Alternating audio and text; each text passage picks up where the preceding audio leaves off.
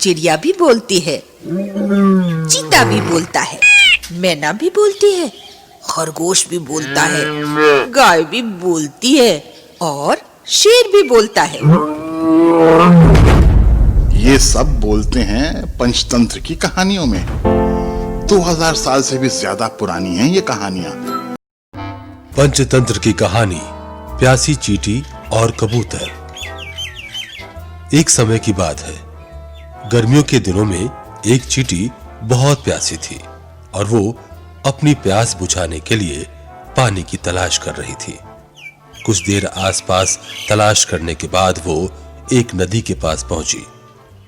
सामने पानी था, लेकिन पानी पीने के लिए वो सीधे नदी में नहीं जा सकती थी, इसलिए वो छोटे से पत्थर के ऊपर चढ़ गई। लेकिन जैसे ही उसने पानी पीने की कोशिश की, वो गिरकर नदी में जा गिरी। उसी नदी के किनारे एक पेड़ था, जिसकी टहनी पर एक कबूतर बैठा हुआ था। उसने चींटी को पानी में गिरते हुए देख लिया। कबूतर को उस पर तरस आया और उसने चींटी को बचाने की कोशिश की। कबूतर ने तेजी से पेड़ से एक पत्ता तोड़कर नदी में संघर्ष कर रही चींटी के पास फेंक दिया। चींटी उस पत्ते के पास पहुंची और उस पत्ते में चढ़ गई। थोड़ी देर बाद पत्ता तैरता हुआ नदी किनारे सूखे में आ गया। चींटी ने पत्ते में से छलांग लगाई और नीचे उतर आई। चींटी ने पेड़ की तरफ देखा और कबूतर को उसकी जान बचाने के लिए धन्यवाद किया। इस घटना के कुछ दिनों के बाद एक दिन एक शिकारी उस नदी किनारे पहुंचा और उस कबूतर के घोंसले के नजदीक ही उसने जाल लगा दिया और उसमें दाना डाल दिया। वो थोड़ी ही दूर जाकर छुप गया और उम्मीद करने लगा कि वो कबूतर को पकड़ लेगा।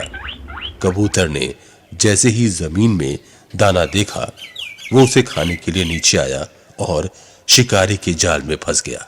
वो चींटी वहीं पास में थी और उसने कबूतर को जाल में फंसा हुआ देख लिया। कबूतर उस जाल में से निकलने में असमर्थ था। शिकारी ने कबूतर का जाल पकड़ा और चलने लगा। तभी चींटी ने कबूतर की जान बचाने की सोची और उसने तेजी से जाकर शिकारी के पैर में जोर से काट लिया।